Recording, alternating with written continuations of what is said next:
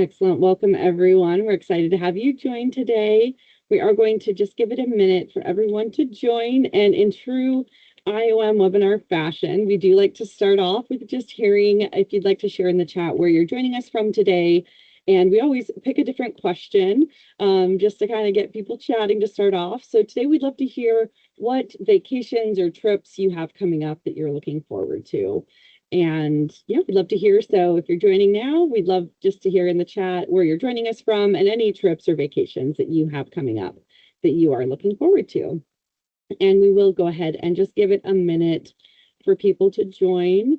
It's always nice to see, there's people sometimes joining from the same town or the town next door.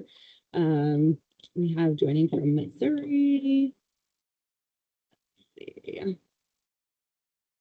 And any trips or vacations you have coming up. And for Philly to see your son and his girlfriend, that's exciting. And we have Amber joining from Georgia. Excellent.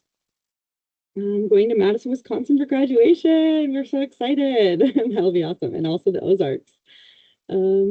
Love to see this. Roll Tide.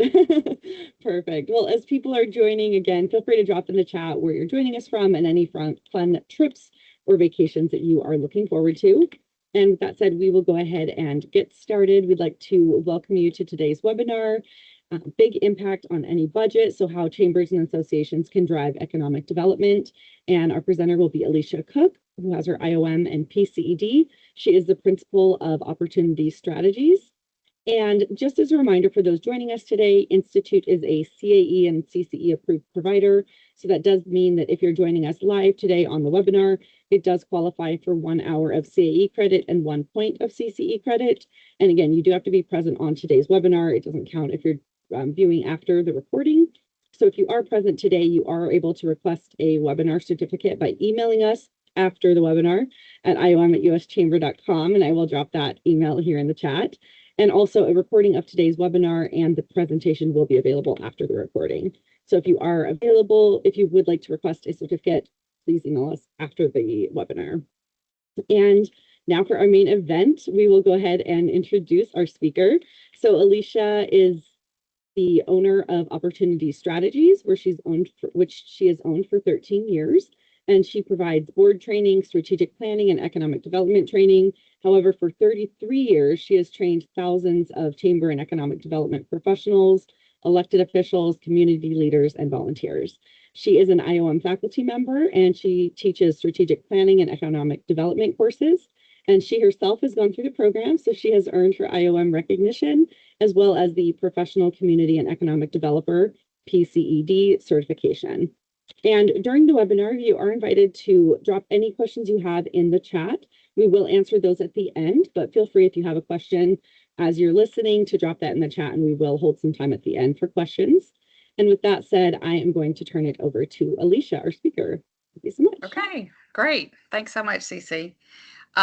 Okay, my screen just went away. Can you see me? We can see you and we can see the screen. Tell me otherwise if anybody is seeing anything different. Okay, that's good. I can't see me, but I can see a couple of you. So, okay, I don't know what happened. Okay, as long as y'all can see the screen, that's the most important thing. Well, thanks everybody for being here today. As Cece said, I'm Alicia Cook. I'm here to visit with you today about how your chamber or association can make a big impact, even if you are not the driver of economic development in your community, and regardless of your size, whatever size budget that you have. So want to take some time to visit a minute this morning about, or to the afternoon for some of you, to talk about what we're going to talk about. We're going to talk about kind of setting the foundation, the main shift that people cannot ignore. We're in a time of change right now. Setting the foundation, we're going to talk about 4 specific opportunities for your chamber or association, how to multiply your impact, and then some growth opportunities. And then I'm going to share at the end kind of a 90-day call to action, things you can implement right away in your organization, no matter the size and the budget. And then I'm going to share with some best practices in there too, some places where you can go to steal some good ideas. So, starting off here, the shift that no one can ignore, I want to talk about, um, hang on a second, I can't see my screen anymore. We can see your Okay. screen, but Alicia, if you want to Okay. maybe unshare and then reshare, that might reset it. Um, I think I just need to move this. Okay. Um, we'll just do this. Okay.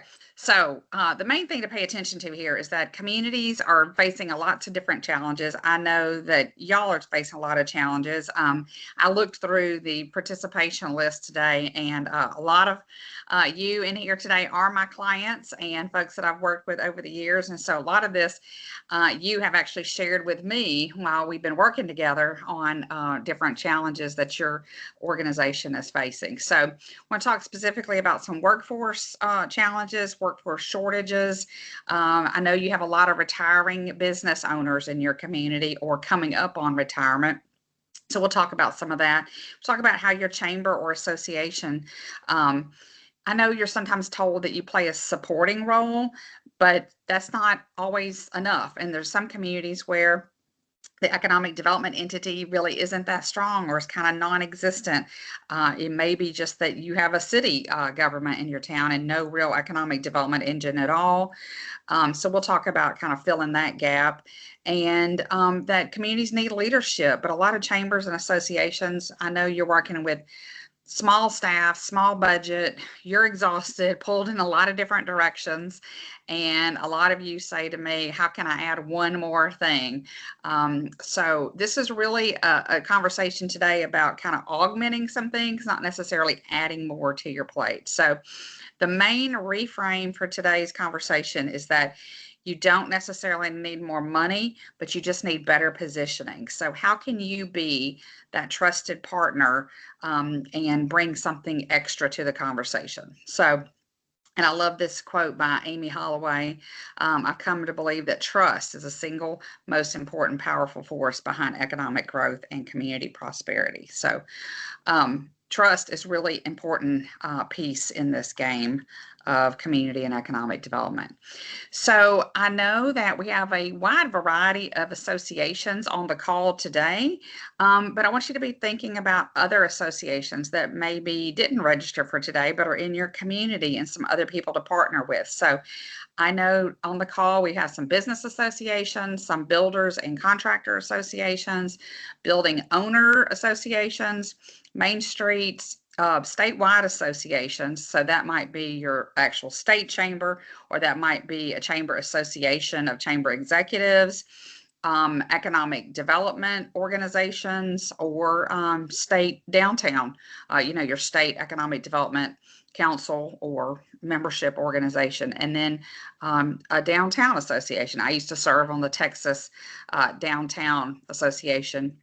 So there's statewide organizations that help with economic development type stuff too. And then other downtown organizations, leadership, civic organizations, and then a wide variety of other community nonprofits. So kind of think about, how do we cast a wider net? Economic development is not just the economic development entity and the local government. It really is a team sport.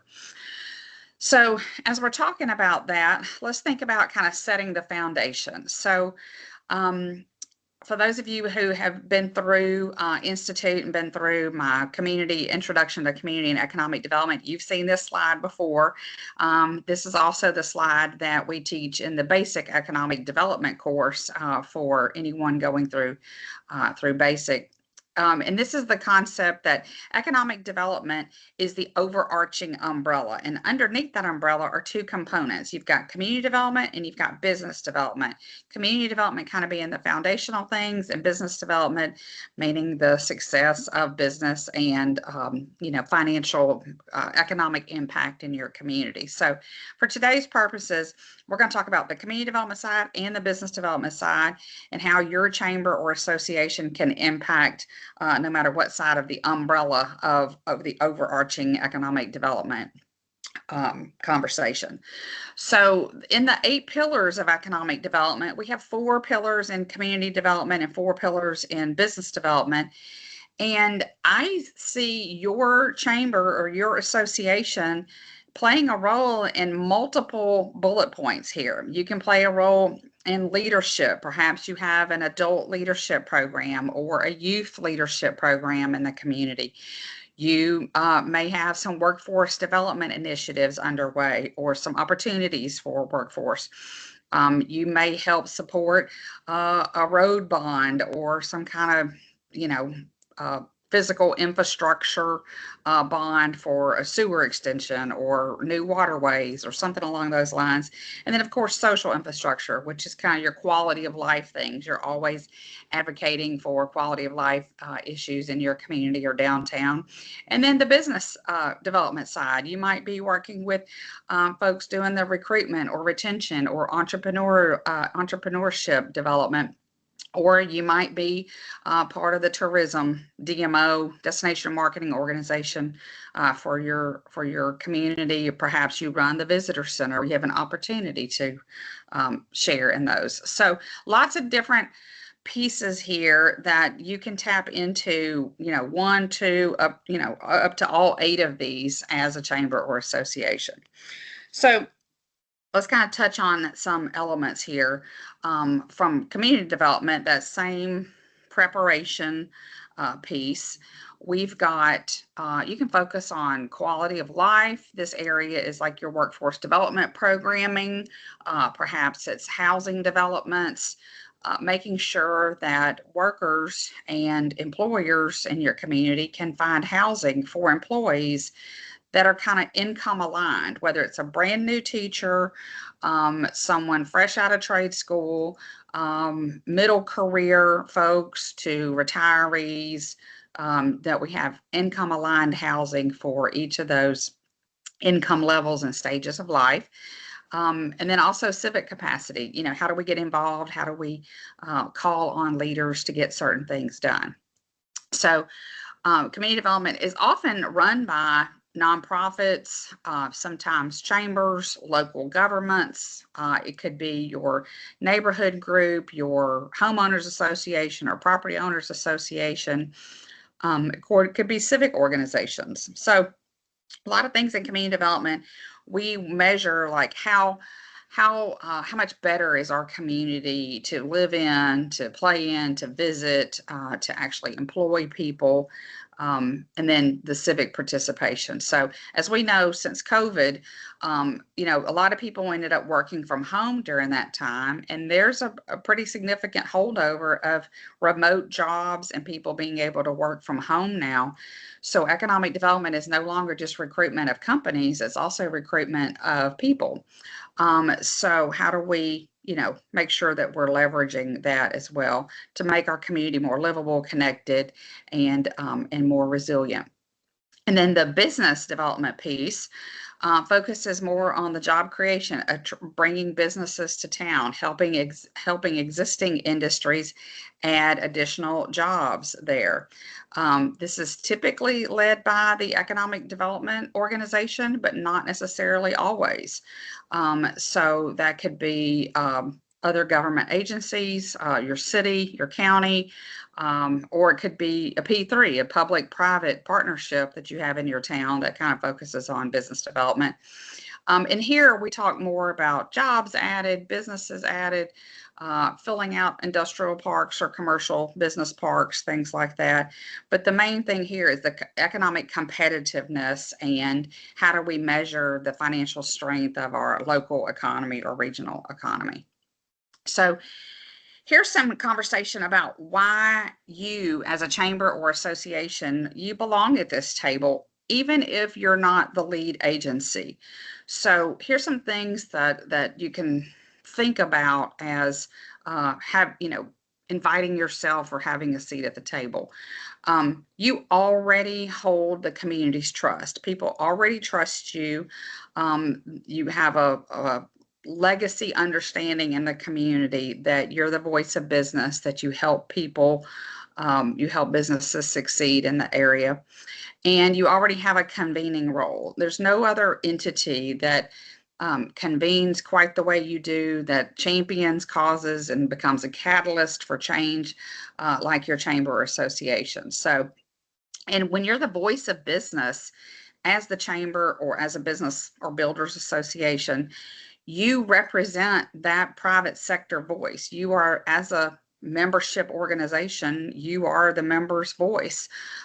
So you automatically represent a good bit of the conversation right there. And thinking about this from the standpoint of your members are already the economy. It's not like they're a player, they are the economy. They're the things that they know about workforce and skills and gaps and what the real challenges are. These are the people that, you already know what's keeping them up at night. You're already having conversations with them. So it's not that much of a reach for you to take the next step and say, we know these problems and here are some solutions that we can bring to bear. So whether that's data, real estate, capital, all that stuff. And the cool thing about your chamber or association being an adjacent player is that you don't have the political ramifications or the political fallout liability necessarily.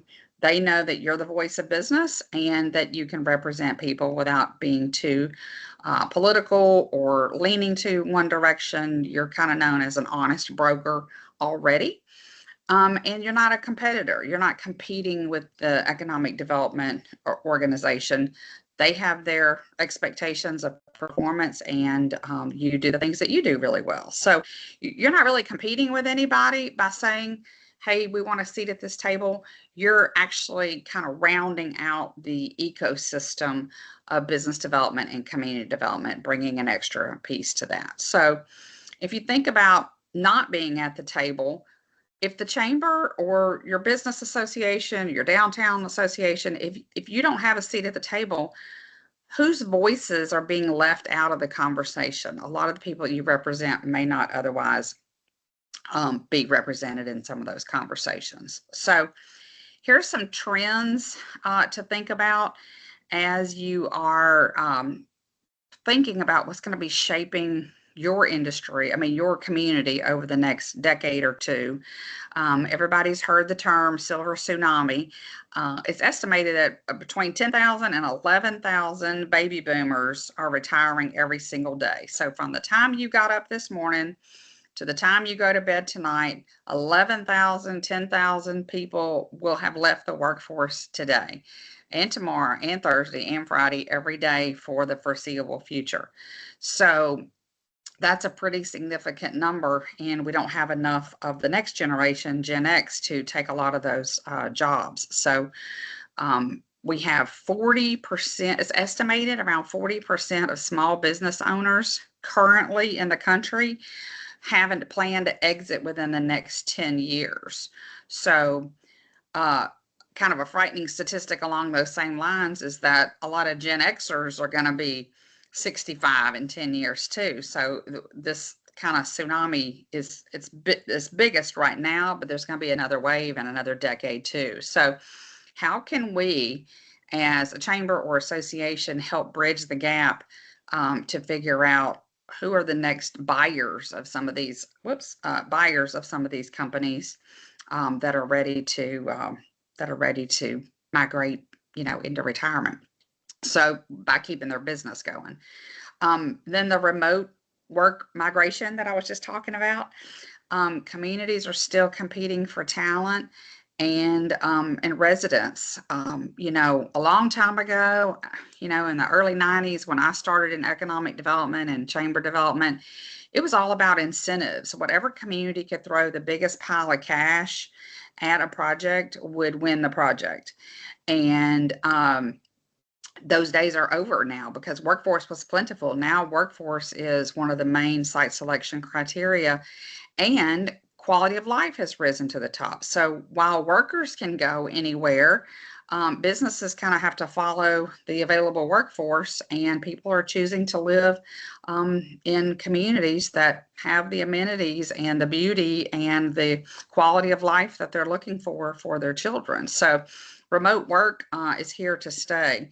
And then some other trends, downtown revitalization, reinvention. You might be experiencing this in your community where Vacancies are kind of forcing a rethink of mixed use. Are we using our downtown properties for the highest and best use? Are they actually sales tax generating entities, or are they just kind of stagnant or vacant spaces? So you're already skilled at activating some of these place making downtowns. And then the workforce readiness gap, another big trend. Employers are really struggling to find skilled workers, especially in the trades. So you may have some of your employers who are your members looking for welders, machinists, HVAC workers, plumbers, welders, electricians, all of these careers where we have a mass exodus of baby boomers. We need to be talking about how do we upskill and reskill and show young people the opportunities. Well, your chamber association is perfectly poised as the voice of business to be the main conversation starter with some of this workforce stuff. So bridging the gap from K-12, community college, employer pipelines, and then of course your contacts with bankers and other local capital access providers. So lots of opportunities with capturing some of these trends that are happening right now. And thinking about economic development through a membership lens. So as you're thinking about how do you, I'm going to give you some exact tools and just a little bit about stepping into a role and without stepping on anyone's feet. But how does this economic development priority help our members grow, hire, or thrive? So let's say there's an economic development challenge in your community. You know that it's going to affect your members. And so kind of tying a conversation into how is this going to help our members or hurt our members or something that they're going to have to deal with? That's a question to ask yourself. Also, retention. Retention is the lowest cost growth strategy. So you've heard this conversation before that a business that has already chosen your community, every day they come in, they flip the lights on, they're choosing your community again that day. That business stays and expands and often costs less to help that business expand and grow there than it does to go baiting a hook and fishing in some other state somewhere trying to recruit businesses to your community. So if we can help local businesses grow and thrive and add one more job or 5 more jobs, it's one of the lowest cost strategies for economic development. And you already have a relationship with them. So building that rapport in conversation, fostering those relationships are things you're already doing. So thinking about that existing base, that is your economy. Most new jobs come from, studies show that most new jobs come from companies that have fewer than 50 employees, 50 or fewer. And then using that membership data that you already have access to identify at-risk businesses. So if you have a BRE program in your chamber or association, making sure that you're leveraging the feedback and the data from that about how do we identify at-risk businesses. If you don't have a BRE in your chamber or association, we can talk about what that looks like. But business retention expansion program. It's not just a visitation schedule and a set of survey questions. It's an entire robust laid out program step by step, and you being able to leverage the intelligence from that BRE program to say this business is in danger of either being recruited to another state or city out of here or in danger of closing or losing sales or whatever. So some of you already have some experience during COVID, where some of your restaurants had to figure out how to pivot for pickup when we couldn't do in-house dining or in restaurant dining. And some of you very quickly figured out how to help them adjust to their POS sales or their curbside pickup or their advertising and that kind of thing. So you already know how to leverage some of this some of this network opportunities.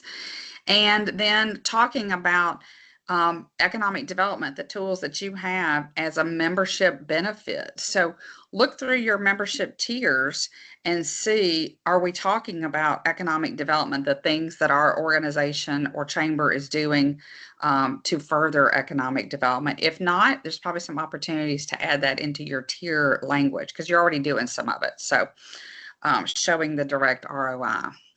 So the second thing I want to talk about is kind of some 4 opportunity areas for chambers and for associations here. The first one, the first play is this silver tsunami that we talked about just a minute ago. So an estimated, we talked about 40% of businesses small businesses being able to change hands in the next few years. This is a crazy number. An estimated $10 trillion in small business assets are going to be transferring in the next 10 to 15 years. Sometimes that's to the next generation of a family. Other times that's to an employee or a completely different buyer. So how can you leverage that in your community? Well, first of all, having conversations with your existing industries and asking them, what is your succession plan? What is your plan for the future? Just like I know a lot of you are doing this with your agricultural members, where you're saying a family that's owned a farm or ranch in the future, it's not just enough to know that member, but also that member's children, their heirs. What is the plan for when this farmer or rancher retires? What are the children gonna do with that property? So knowing that, same kind of the same thing. Any small business, what is the future plan for that? And the risk here is that these businesses might just close and go away forever. I know plenty of small business owners that their income supports their business and their family. And when they retire, the business is gone. It's really not being turned over to any other place. But what if that weren't the case? What if we could find a buyer for our small businesses that would otherwise just shutter? Also, jobs might be downsized or consolidated to another location if you have a small business in your town that has a second or third or fourth location somewhere else. Or a private equity buyer could come in and buy that business, and then that local character for that business often disappears or becomes consolidated. So that's some risk there with this silver tsunami. But the opportunity, the flip side, is that you can facilitate ownership transitions. You can be not just chambers, but also associations. You can be that facilitator of, hey, have you talked to this person? Or we have some interest, some group over here is interested in learning more about your business for potential purchase. So you can convene the buyers, you can convene the sellers. You've already got relationships with some of these people. It's just a conversation to start. So, and then also some of these business owners are already talking to your small business development center, to banks, brokers. What if you hosted an exit planning workshop? Or what if you hosted a how to purchase a small business locally workshop, and you educated both sides of the fence on how they can leverage you and your members to make that happen? So developing the buyer pipeline, working with lenders and community colleges to prepare the next generation of owners. So how do we make sure that we have funding available in place for some of those folks? And one thing that I think some communities that I've seen do this kind of miss this ball. This last part is something to really pay attention to.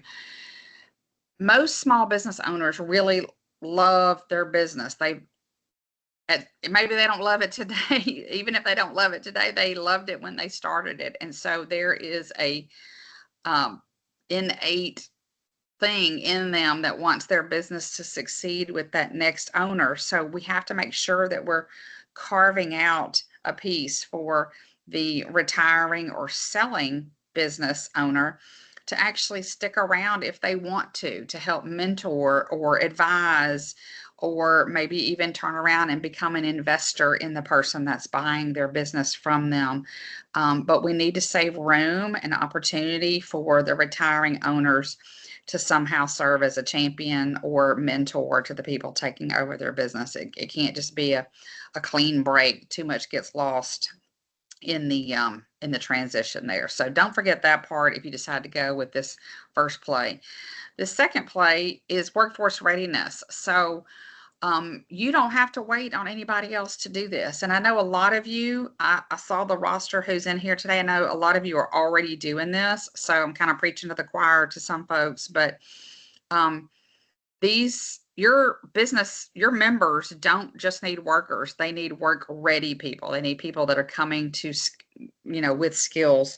I had a small business owner last year I was having a conversation, and he said, I need three things from my new workers. He said, show up on time, show up on time, and show up on time. He's like, I can handle all the rest. I can handle all the training, everything else. So sometimes it's just very basic life skills that we might have to fill the gap and, make sure that we're getting people to understand showing up to work on time is a critical part of success. So punctuality, communications, problem solving, decision making, interpersonal skills, how to be nice to people, customer service excellence, all those kind of basic professional skills. That's a place where your organization can step in and identify those gaps and provide training or mentorship or internship opportunities for that. So you kind of sit at this intersection of employers and education and community that nobody else really sits in. There's not a lot of entities that have these relationships with the employers and the educators and the community leaders other than your organization. So be thinking about how you can leverage that and step into that role heavier. So launching soft skills training initiatives, maybe that's something you can bring in a speaker, you can bring in a provider for that. Providing career awareness programs with local schools. Are you stepping up are you working with your school superintendent and your school board to kind of up the game with workforce career showcase? Or are you one of those communities where the career fair is still, in the gym with a skirted table with 15 tables with people with handouts? Or is it more of a career showcase where children can climb up into the 18-wheeler and the dump truck and the bucket truck, and they can see it and taste it and smell it and have an experience of workforce, and they can see what kind of education they're going to need for that job and what kind of pay they can get with that job? We have to take a stronger role in the workforce development of exposing young people to opportunities. So if your high school is your career technical education facility is still doing the skirted table career fair, you got a great opportunity to come in and really cut that out and do something really more dynamic as a career showcase. So think about that. You can launch something meaningful too without creating some big program. So I had a chamber client tell me not too long ago, it was just kind of overwhelming how to create this big workforce initiative. And I said exactly what I'm saying here. Just start with one conversation, start with one initiative, one output, one thing that can make a difference. And then you can grow from there if you have the capacity, but you don't have to build out some huge program to make a difference. So, and then connecting the workforce strategy back to your BRE, business retention expansion program. If a business can't find the workers that they need, if somebody's not standing in the middle of between the employer's needs for the future with education, they are a target for other states to come in here and steal that business and take them to their state. The next play here is showing up and plugging into existing economic development efforts. So this is for you chambers and associations that already have an economic development entity in the community, but you kind of feel maybe on the outside. So this is sometimes a positioning problem. Maybe you've been pushed out intentionally, or maybe um, your organization has never been invited to have a seat at the table, and there's no animosity. It just hasn't been considered. So be thinking about your voice. You're already the voice of the business community, and sometimes that's absent at some of these planning tables. So how can you make an effort? One, you can just request, oh, I'd love to sit at the table. I'd love to learn more about this. We're the chamber, we're the association, and we have resources to bring to bear. Um, X number of members trust us to be their voice of business. We can fill some gaps that other organizations can't. So asking to sit at the table.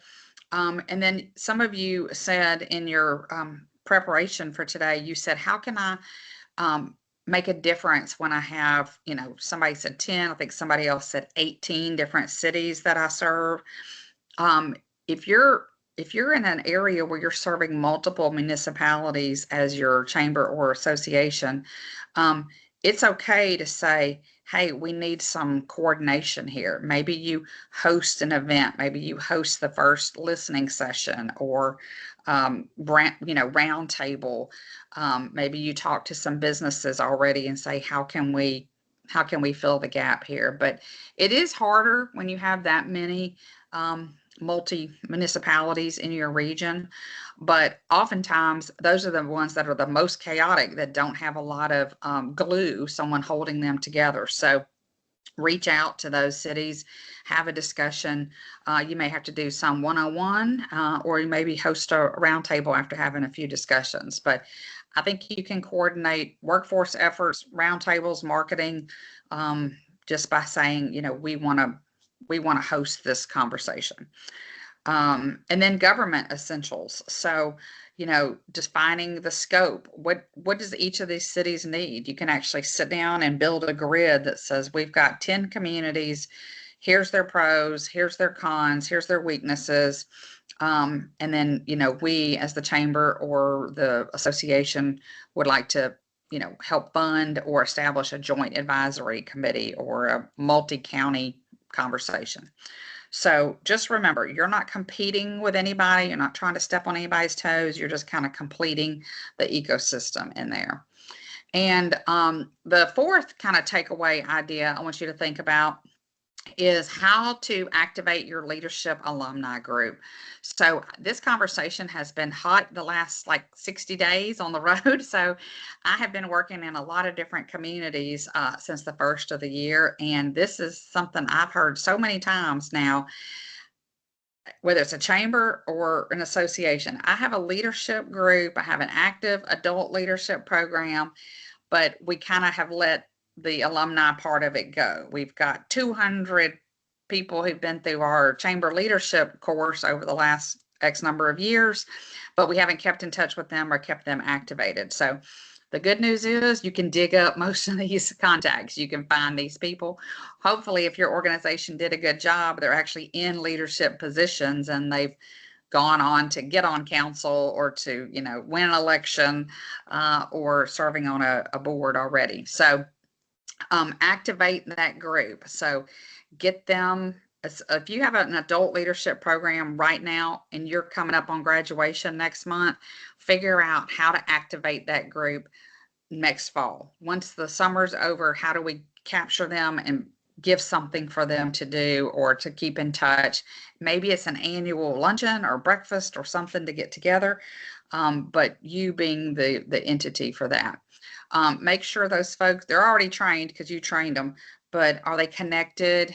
They already trust your organization, so they're going to come together and as alumni group. And a lot of these folks would love to see each other again in this capacity. So create an advisory council, create an alumni group, give them a task force. I know some of the chambers on this call right here have actually taken their adult leadership alumni and help use them to create a youth leadership program in the community that kind of was stood up and grew legs in the following year. So asking, how can we get some of these alumni groups on economic development boards, on city councils, on the bank loan committee or the hotel occupancy tax committee or something along those lines. So we want people who've been through your adult leadership program to serve on boards and commissions, not just civic organizations and nonprofits, although we want them there too, but we also want them spread across boards and commissions. So creating specific programming for them. Maybe it's a luncheon, as I mentioned, or breakfast, peer network, learning track, a civic team. Some teachers are you using your alumni group to teach next year's class? So figure out how to leverage those alumni and activate them. You can really, really make a big difference, especially if you've got, 50, 100, 200 over the years. You can really tap into that. So leveraging that group and then figuring out how to multiply, how to bring this multiplier effect into fruition. So most chambers and association, you've got no shortage of ideas. You've got a long list of brainstorm ideas. It's just how to make them organizational ready. So I have seen 3 reasons why good economic development ideas can stall at the chamber or association level. They say, well, our board or staff, we've got our own goals. We're not really are aligned. We're going in these other directions. But this is what your members are wanting. Your members are wanting you to align with their future. So don't let the misalignment stand in the way. Bring it all together where you can have them working together. No clarity. When we don't have goals on paper and priorities aren't defined, everything feels urgent. Everything feels like hair on fire and nothing gets done. You already have that experience too often. So figure out some alignment and some clarity, and then who's going to do all of this. So always have a who's responsible category on there. So getting them aligned. Here's some critical foundations for organizations that are ready to lead. I have found over the years that when folks are trained and they're equipped and they've got goals on paper, those are kind of the keys to success. So just a quick run through, make sure your board has annual board training. I'm not talking about, I don't even use the word orientation anymore, because you've got board onboarding and then you've got board training. So make sure that your board is equipped with the governance tools that they need. Make sure you're moving from reactive into strategic and driven, that you've got clear lines. So I tell every board I work with, I use the map analogy where I say, would y'all agree that we're all going somewhere together? And everyone says yes. And I say, okay, what are the 2 things you need to go somewhere? You need a map and you need a vehicle. The board is the map. The board are the cartographers. Your board sets the governance. They say the vision. They set the vision from, we're going to go from point A to point B. And the paid executive gets to drive the car. That person decides, are we going to go left or going to go right? Are we going to take the express route, or are we taking the scenic route? And when everyone kind of knows their lane, they are better at staying in their lane when we know it's governance or we know it's operations. So also make sure your board and your leaders are trained on economic development. My experience has been that you can get elected, you can get on the chamber board, you can even get on an economic development board and still not know really what economic development is. So make sure you're equipping, maybe that's a piece of the puzzle. You, as the chamber, you bring the economic development training to the community. So others is strategic planning. So I don't have to tell y'all, getting your goals on paper, super important. So, make sure it's executable. We've got timelines, measurable outcomes. Goals are just wishes if they don't have metrics attached to them. You need to know when you're halfway through your goals. So, and I tell every client that I work with, have a 1-page economic development. Once you have your strategic plan, you need a 1-pager that just says mission, vision, core values, and what your 4 goals are for the year, or 5, or whatever, that someone can look at that and understand what your organization's priorities are. So the tip here is to be equipped and ready to serve when the opportunity arises. So business retention expansion, here's a great opportunity where your chamber or association can fill in a gap here or partner with an economic development entity that's already doing BRE. So a BRE program is the most direct way to demonstrate chamber value, association value to other economic development partners. So there's a couple different models here. One, the chamber owns the BRE. You are the entity. There is no other economic development entity. When you go and visit your existing members, that's the BRE visit. You're conducting business retention expansion stuff while you're doing member visits. You're compiling the data, and then you're triaging. You're going to city council or public works or city manager and saying, we've got an issue here, or we have identified a problem.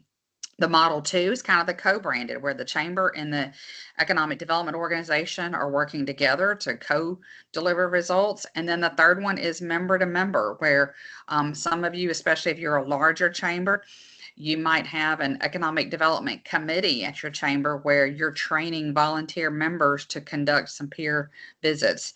Of course, you can only use the highest integrity members, because this is a very high trust, low cost tool, but lots of different models for there.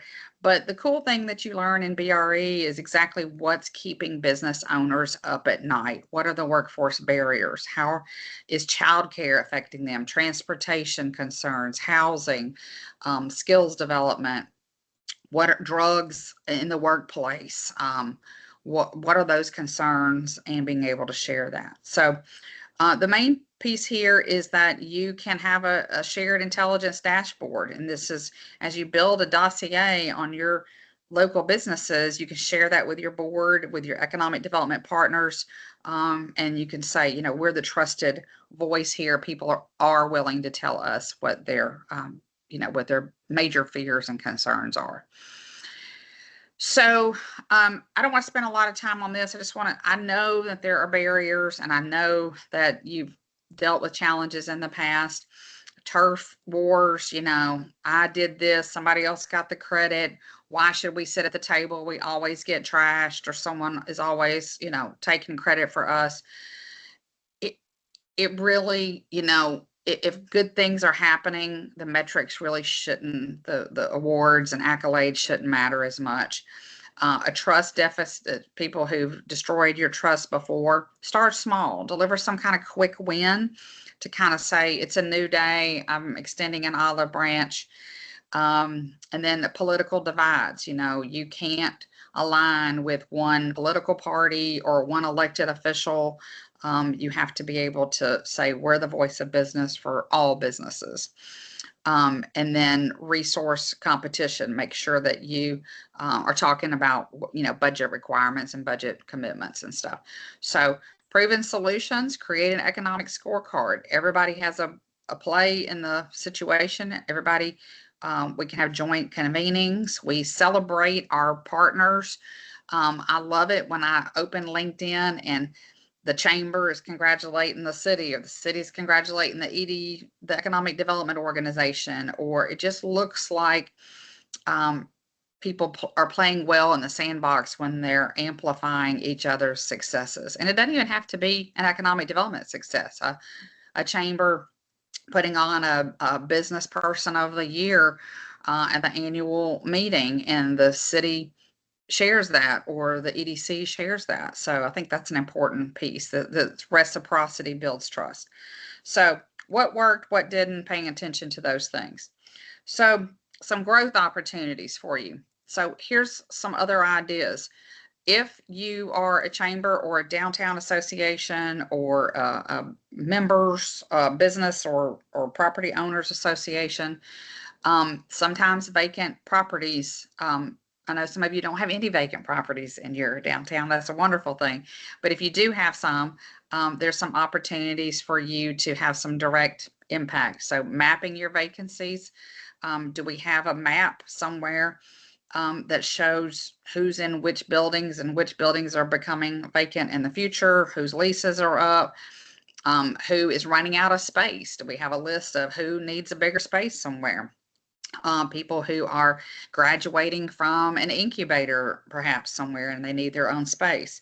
So, being the connector to resources, are we connecting people with bankers, historic tax credit experts, opportunity zone experts, facade grants, all that kind of stuff? So, matching that to people who are, quote, looking for space, looking to open up something. And you don't have to be the redeveloper of the building. You're just there to connect owners and, potential conversations to people for unutilized property. So another element here is tourism. I know that some of you are focused on tourism in your chamber or your association, downtown especially association. Um, Focusing on that. How do visitors spend money here? How can we get them to spend a second night or to shop longer or to have something else to do? You don't have to be a convention and visitors bureau or a destination marketing organization to do destination work. You can say, we're having this event. How do we leverage this? How do we partner? This live, work, visit, invest framework that everybody talks about. It's a community brand. You can talk to all four of these audiences simultaneously. Signature events, culinary, make sure you talk to your history and heritage tourism representative if you have a historical society agency at your state. Leverage your memberships and figure out how to activate some of those with data. So um, before we wrap up here, I want to share just a couple of takeaways, some activation things you can activate right away. This I just started reading this book last week, so I'm about a third of the way through. People ask me all the time what kind of stuff I'm reading or looking at or whatever. I'm already a third of the way through this book, but I can recommend it. This is a great book about building trust and how the communities that thrive are the ones who've broken down trust. I don't get any kickback from this. This is just me honestly trusting Amy Holloway and she's been in the business a long time too. So good book there. But here's some best practices I wanted to leave you with. Maybe you can take a screenshot of this or put this in your toolkit. But these are some things I've seen lately that particularly relate to this. So I was just in Sylacauga, Alabama last week.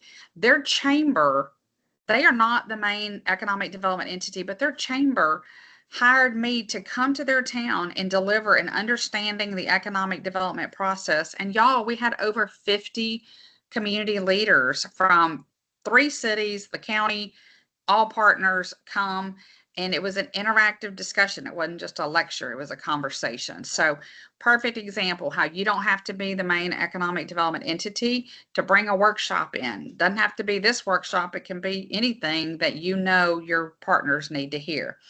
I have several clients in Alaska, and a couple years ago, I was there working with the state chamber, Alaska chamber, and they were hosting a congressional candidate forum breakfast. Chamber executives and board members came in from all over. So that's an opportunity for you to leverage economic development, hosting a governor's forum or a city council forum. It doesn't have to be a statewide office. If you haven't learned about the Fitzgerald Ben Hill County Chamber, their Flex program, Google that. Flex is like a Shark Tank for high school entrepreneurs. So they're equipping kids with tools to become small business owners before they actually graduate from high school. It's an amazing program. North Houston Association. I know Marlisa is on the call today. I helped them develop their strategic plan recently, and 4 of her 6 goals. This is an association of business people and businesses in North Houston, Texas, and 4 of her 6 goals are about how to influence local and state officials and legislative advocacy and speak as the voice for workforce development. So great example of you don't have to be the chamber or the economic development to stand in that space. And one thing I want to share here is I was talking about this with someone the other day. New Braunfels, Texas chamber, they have an event every year called the Texan of the Year.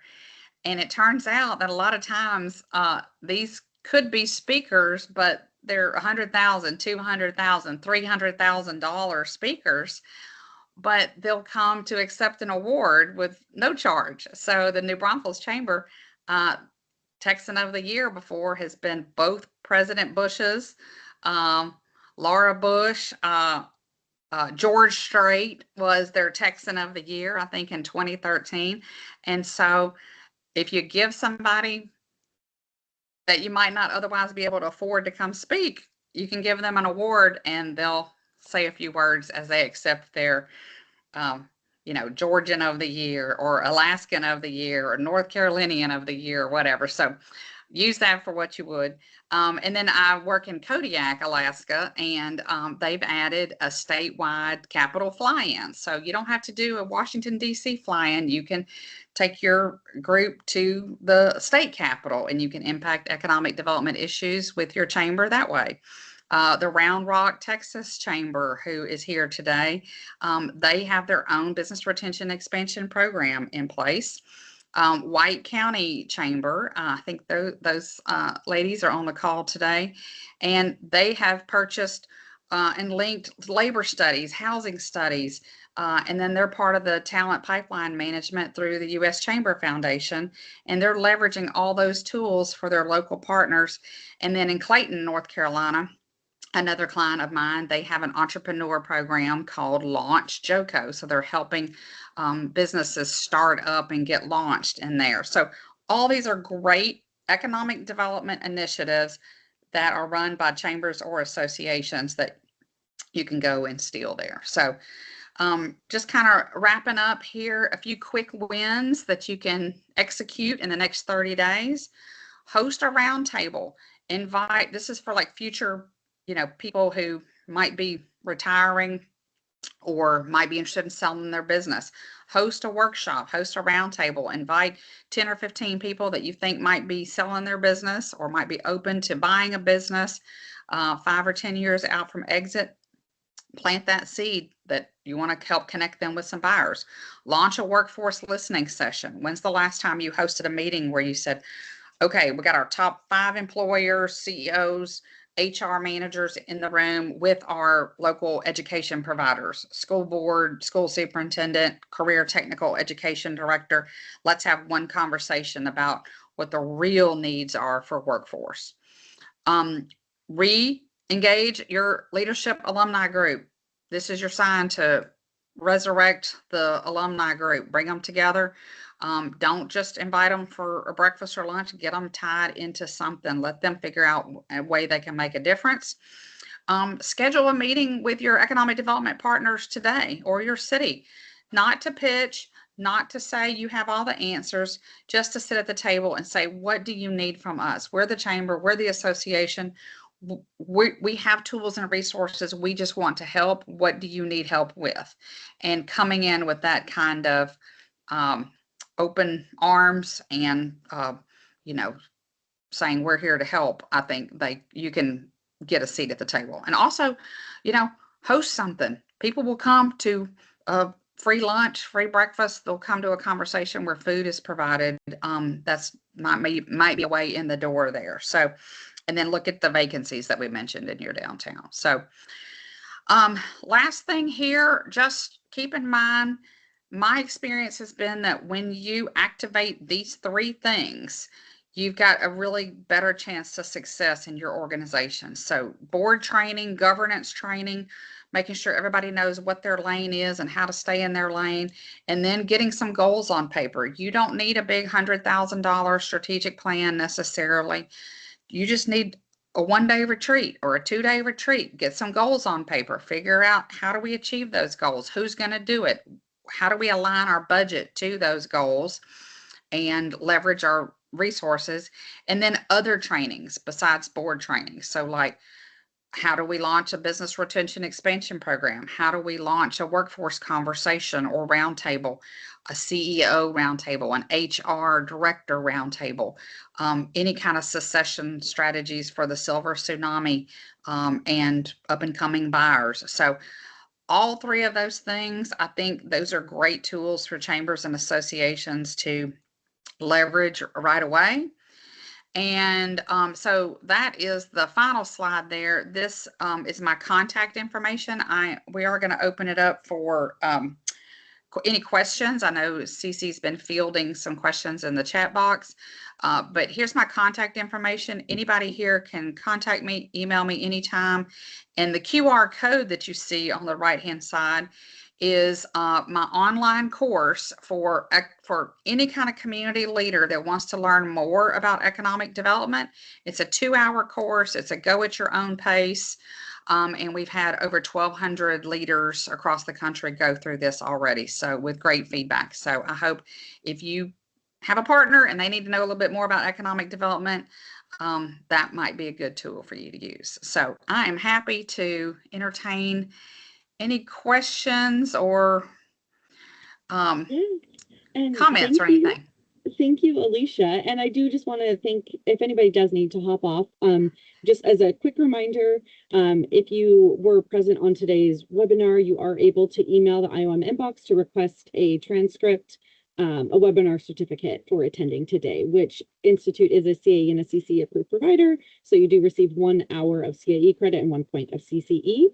So for those that need to hop off, thank you again for joining. And if you would like to stay on, if anybody has questions, we'll go ahead and open up for just a couple minutes. I know we're on the hour, so thank you for those that have to go. And thank you for joining us today. But for those who would like to stay on, feel free to drop any questions you have here in the chat, and we can tackle those.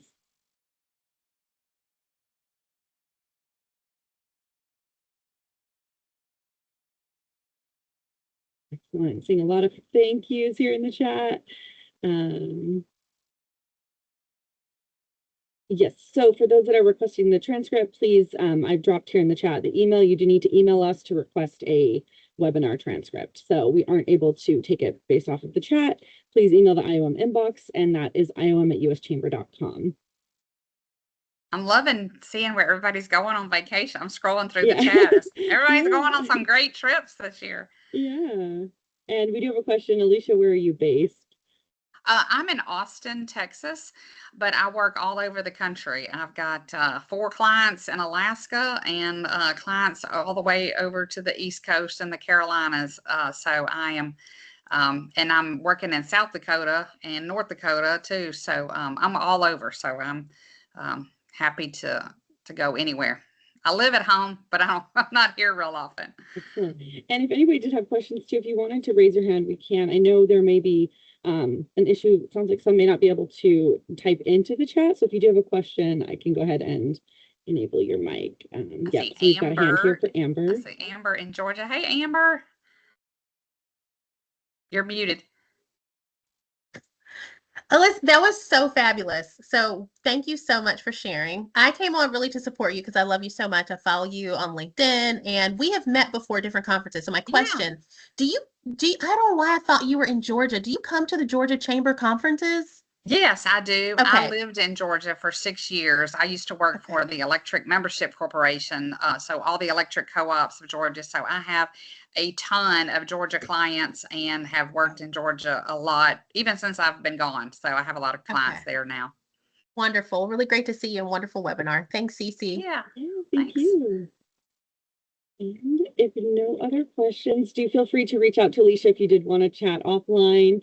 And again, Alicia, thank you so much for the presentation today. I know I've taken a lot from this, and we appreciate you joining and sharing. So with that, we will go ahead and conclude the webinar. And thank you again, everyone, for joining. Thank you for having me. Yes, thank you.